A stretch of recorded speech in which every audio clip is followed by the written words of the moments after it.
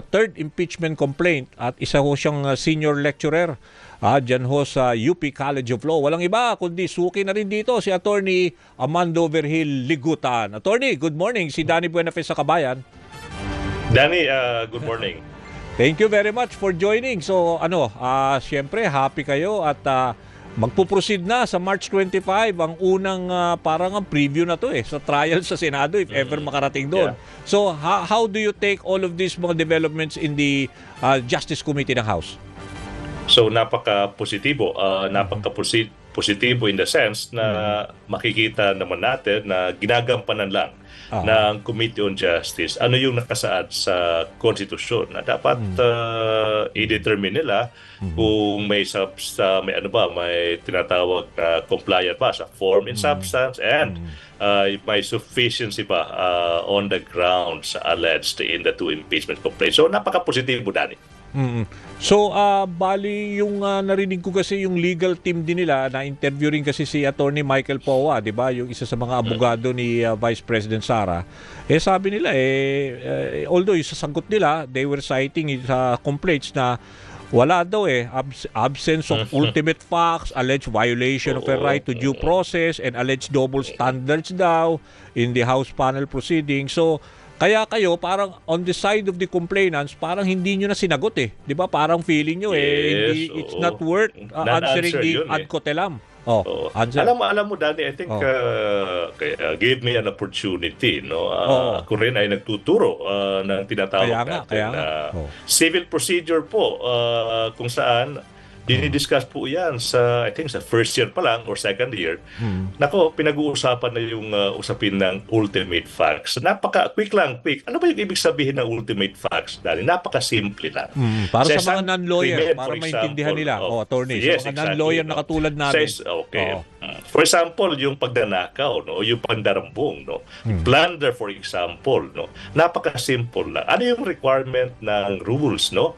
Enough na. Pag nag-akusa ka, for example, na yung isang tao is a public officer, saka yung taong iyan ay nag-amass ng tinatawag na ill-gotten wealth, and then pangatlo is yung pag-aamas niyan is through a series of acts. Saka yung pang-apat, I'm summarizing, pang-apat dapat hindi bababa sa 50 million pesos yung kinulimbat na amount. No, pag nakompleto mo yan, yung tinatawag, pag nakompleto mo yung tinatawag na factual allegations. Factual allegations. No, hindi opinion, hindi siya conclusion, pero nag-a-allege ka ng mga pangyayaring factual. No? Ang tanong, pag nakompleto mo yung apat na requirements na elementong yan, for example, no, yung abbreviated elements ng plunder, okay, sapat na po yan. Yun lang yung hinihingi na basic requirements under the rules for purposes of alleging ultimate facts. Yung ultimate facts, like sinasabing, you just need to allege. Okay? Ano yung counterpart niyan, Daddy? Yung counterpart will be yung tinatawag na evidentiary fact. Ibig sabihin nun, you allege ultimate facts and then you prove them with evidentiary facts. Napaka-simple po, no? Kaya nga, with all due respect po, parang hindi ko po maintindihan yung ating counterparts in the defense team. In the sense na sinasabi nila, wala daw ultimate facts kasi nga hindi pa daw na-prove. Nako, mali. Iba yung ultimate facts. That's the first round pa lang. First round ng boxing. Yung pangalawa, evidentiary facts. So sinasabi nila, walang ultimate facts kasi walang ebidensya. With all due respect po, parang nakalimutan po ata ng ating mga counterparts sa defense team. Ano ba yung basic concept ng ultimate facts? So that's why sa lahat po ng interviews talagang ini-explain po natin yan sa pamamaraan na sa tingin natin maiintindihan ng taong bayan, Dani. Kasi parang ang lumalabas doon sa sagot nila, parang in effect doon sa legal parlance, parang motion to dismiss na walang jurisdiction itong committee na to. Parang naghahabol sila na baka naman magkaroon na naman ng Supreme Court ruling on technicalities na naman. Pero this time around, what do you think, Attorney? Kasi sabi na nga dito, sufficient in grounds, yung pa isa sa mga kino-question din ni Congressman Marcoleta, sabi niya ngayon lang daw niya narinig yung sufficiency in grounds, dapat daw na-discuss na raw sa form and substance. Yung pa nga eh. Alam mo, Attorney. alam mo Danny, I was there, no, with all due respect po sa ating congressman. With all due respect po, napaka-basic requirement yung po rules yan. of procedure na nilecturean pa siya, di ba? Ni Before po tayo mag-a-attend ng isang pagpupulong, napaka-basic po. Basahin lang po natin ano yung rules. Buti sana kung yung pino-point out ng member of Congress. Buti sana kung tinatawag yan na dubious or tinatawag na subject to interpretation. Buti maintindihan natin yun eh. Pero yung magsasalita ka, magmamanifest ka sa isang bagay na mababasa mo naman, with all respect po, medyo hindi po siya kaya-ayang tingnan, hindi siya masyadong kaya-ayang pakinggan. Medyo nakakahiya po, Dan. Kaya nga parang lumabas yung lecture nga ni Congresswoman Luistro na you just go back to the rules of procedure na meron kaming basis, kaya ito di ba, sufficiency in grounds. After Tsaka isang fact pa, Danny, sorry ha. Sige, go explain. Kasi nga parang nagdo-double down yung defense on the part of the complainants. Nakatanggap kami ng tinatawag nila na counter manifestations kagabi, no? Parang inuulit nila doon, parang nagdo-double down na talagang walang ultimate facts. Pero alam mo, Danny, that it's a 98-page document. Pag isama mo yung mga annexes, umaabot ng 900 pages, aabot ng almost 1,000 yung pages. Hindi man lang nakapag-allege ng ultimate facts. Ang hirap paniwalaan. So kaya nga parang they are doubling down on their tinatawag na misconception, yung ultimate facts. Mali na nga yung pagkakaintindi nila na isang bagay na napaka-basic sa rules of procedure, ultimate facts. And then na-point out na nga, may mga members of the committee nga nagsabi na disappointed sila sa naging tugon or naging hindi pagtugon ng Vice President. Pero here comes yung defense team talagang nagdo-double. Sabi nila, hindi. We stand by our opinion na walang ultimate facts. Okay. Isa pang kaya sinasabi ko, Danny, parang the remedial law professor in me is trembling, Danny. So parang nagiging challenges, mga challenges ito sa mga nasa law profession. Alam mo, Danny, in one interview sabi ko, kung nag-i-estudyante ko, ako bibigyan ko ng 5 yung mga yan eh. Anyway, attorney, yung isa sa mga observation na medyo na ano rin ako, very entertaining at saka very informative din sa akin. Yung sinasabi ni Congressman, alam mo naman, batikan ding abogado si Rufus Rodriguez. Yung sinasabi niya na narinig daw niya dati si Vice President na sasagutin na itong mga issue ng Mary Grace Piatos. Tapos 11 days kung paano nagastos yung 125 million. Sabi niya, bakit dito hindi lumalabas to sa sagot niya? Yun ang ini-expect namin na somehow. Kaya nga, the more with reason, sabi niya na dapat talaga magkaroon ng proper hearing kasi gusto namin marinig na sagutin niya to, hindi yung sumasagot siya na gano'n tapos kinu-question niya yung committee daw, walang dapat walang jurisdiction, yung mga gano'n, rebutting or answering the accusation point by point sana, di ba? Alam mo, Danny, as a litigator, in fairness naman sa ating mga counterparts sa defense team, naiintindihan ko yan eh. Kasi alam namin ng yung mga litigators, no, kung overwhelming yung evidence, kung obvious naman na may pagkakasala yung kliyente mo, huwag mo nang sagutin. Huwag ka nang mag-file ng counter affidavit. Hintayin mo na lang na magkamali. Na magkamali yung prosecution sa presentation of evidence nila. Kasi nga parang kung napaka-obvious, kung overwhelming evidence, huwag kang sumagot. Mapapahamak ka lang. So, strategy yan. Alam namin yan eh. Kaya nga sabi ko, based on my experience as a litigator, they know for a fact na guilty yung client nila. So, the advice is, don't say anything. Hintayin yung trial, Danny. Bali, attorney, dito sa third impeachment complaint na isa kayo dun sa mga endorser, di ba kasama nyo rin dito yung mga taga-simbahan, mga alagad ng simbahan? Yeah. Clergy, di ba? Yes, Dani, ako yung lead counsel. Si Congress member De Lima yung endorser, Dani.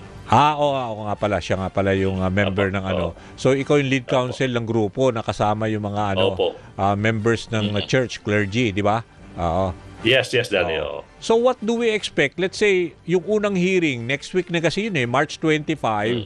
Ano ba yan? Ipapatawag ba kaagad si Vice President dyan? O meron ipapaalam ba kung sino yung mga witnesses who will be presented? Notified lahat ng notified lahat ng yung respondent at complainants. At the complainants naman, sila po ay nag-execute na ng tinatawag na special power of attorney. So po pwedeng umattend or po pwedeng hindi umattend. Now, yung mangyayari sa March 25, tingin ko, Danny, wala pang presentation of evidence at exhibits yan. Sinusunod ko yung experience natin sa isang courtroom before yung actual na pagsisimula ng presentation ng witnesses at mga affidavits. May tinatawag yan na parang pre-trial. So I could predict, I would expect na on March 25, before that magpa-file na ng mga tinatawag na mga motion for subpoena, petition for protection, witnesses, and then doon pa itatakil yan sa March 25. Parang magiging mini pre-trial yung March 25 po, patikim. Pero yung opening salvo po, Danny, opening salvo ng presentation of evidence, mag-aasa pa yan sa March 25. Sa March pa yan? Sa April 14. Yung susunod, April 14, 22, and April 29. Yun yung mga initial dates, di ba? Na binigay? Yes. That's accurate, Danny. So, parang mini pre-trial on March 25 next week, and then mini trial magsisimula yung tinatawag po na bloodbath ng Vice President April 14, 22, 29. Di ba sabi, Danny, gusto niya ng bloodbath, di ba? The first time sinabi po ng Vice President na gusto niya ng bloodbath, yung ginawa niya, tumakbo siya sa Supreme Court. Now, sasabihin ba ulit niya na bloodbath? Pero yung sinagot ng mga abogado niya, walang jurisdiction. So wala pang bloodbath. Parang takot po sa bloodbath. Sabi nga ng isang commentator, hindi po ata bloodbath yung gusto ng Vice President, parang bubble bath po ata. Pero attorney, siyempre, ano naman kayo, no? Bati ka na rin kayo sa litigator. Itong apat na initial dates na binigay, yung March 25, April 14, April 22, April 29, diyan na ho, siyempre, mabigat din yung battery of lawyers kay, kay Vice President Sara. Lahat ho ito live stream. Mapapanood ho ng taong bayan, buong mundo, lahat ng may access dito sa lahat, maraming platforms na magkikerry nito. Tingin nyo ho ba, dito na talaga mai-expose somehow at malaman, katulad nyo, yung mga cases nung yung pag-threat niya, yung threat, she threatened yung the life of the President, the First Lady, yung mga ganon, yung paglabas ho ng mga ebidensya, this will be highlighted in the trial proper, 'di ba, sa Justice Committee? Sa hearing tama proper. Yan. Tama yan, sa Justice Committee, tama yan. Pero Danny, dapat maintindihan ng taong bayan na yung paglilitis, yung mini trial, so to speak, na mangyayari sa Committee of Justice, hindi pa yan for purposes of determining whether aalisin ba sa posisyon si Vice President because she is guilty of the charge. Hindi pa yung hinahanap, yung idedetermina ng Committee on Justice, yung pa lang, probable cause. Probable cause na pwede bang ipagpatuloy ito sa full-blown trial on the merits. So siguro yung yung probable cause, parang tatanungin ng members of the committee, may basihan ba? Kaya ba itong i-proceed to actual trial? So mababa po yung threshold ng probable cause kumpara po yung pagdidetermine ng guilt or non-guilt ng isang respondent in an impeachment trial. So mababa po yung threshold. So ang daling i-accomplish yung probable cause, maabot yung threshold na yan. Mababa yung probable cause. So yung mga complainants po, the hard part is yet to come. Yung mini trial, pero confident naman po yung mga complainants na lahat ng allegations may ebidensya laban sa Vice President. So very important yung ni-raise nyo, sabi mo yung hindi ganun kahirap yung threshold para i-prove yung probable cause. Kasi ang Justice Committee ngayon, alam ko 39 members, may mga ex-officio members pa yan. So the way it's holding, at tingin nyo dito sa mga trial dates na mga initial dates na ibinigay, ma-establish na ho dito di ba? At somehow malalaman na Yes. natin more or less sa live stream na the way the evidence will be presented. Siguro kung lumabas pa si oo. yung mga isa pang witness si Ramil Madriaga, this is something na somehow mapuprove and tingin nyo talagang this will be voted hanggang plenary? Parang ganon. Yes, oo.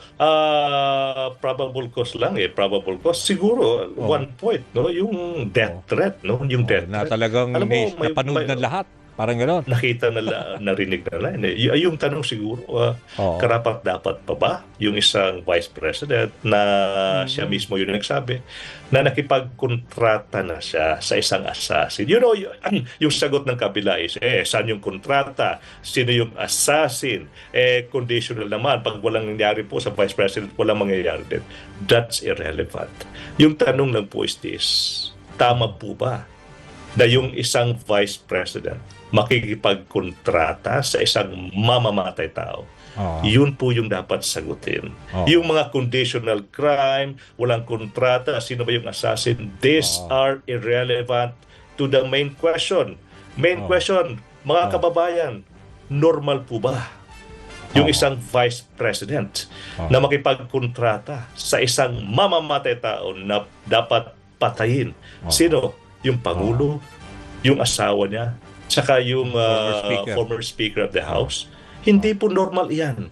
Wala pong ibang bansa sa civilized society, any civilized nation on earth, wala pong magsasabi na normal yan, pwedeng palagpasin yan. For that reason alone, Danny, sinasabi natin for that reason alone, dapat matanggal na po yung isang vice president na nagkipagkontrata sa isang mamamatay tao tsaka broadcast niya for the whole world to see and to hear. Hindi po normal iyan, Danny. So that alone, sabi nyo, yung death threat na yon against the President, the First Lady, at saka yung former Speaker, that alone can constitute already, sinasabi nyo, probable cause Okay. Diba? Kung sakali, Ganito, diba? Danny, ganito, no? Diba? Danny, ganito, no? I'm posing this question to you. Saka yung mga nakikinig sa atin sa radyo or sa nagdasa bahay. Could you imagine, Danny, yung isang kasamahan mo sa trabaho, magsasabi sa Facebook, alam mo, nakipagkontrata na ako. Sabi ko sa assassin, patayin yung taong ito. Would you be able to sleep? Makakatulog ka pa ba? Knowing yung katrabaho Nationwide mo. TV pa. Knowing yung in live TV. Tsaka sinabi pa, no joke. Makakatulog ka pa ba? Kung nasa eskwelahan ka, yung co-teacher mo, makakatulog ka pa ba? Kung nasa bahay ka, yung roommate mo, nakipagkontrata na sa isang assassin na patayin ka. Sige. My goodness. Goodness. Hindi po normal iyan, Dari. Sige po. Nako, maraming salamat po sa mga insights ninyo at saka hopefully maging ano naman, no, maayos naman yung takbo natin doon sa March 25. Maraming salamat, Attorney, for the time. Salamat, Dari. Salamat. Okay, yan ho si Attorney Amando Vergil Ligutan, abogado ho sa third impeachment complaint. At okay.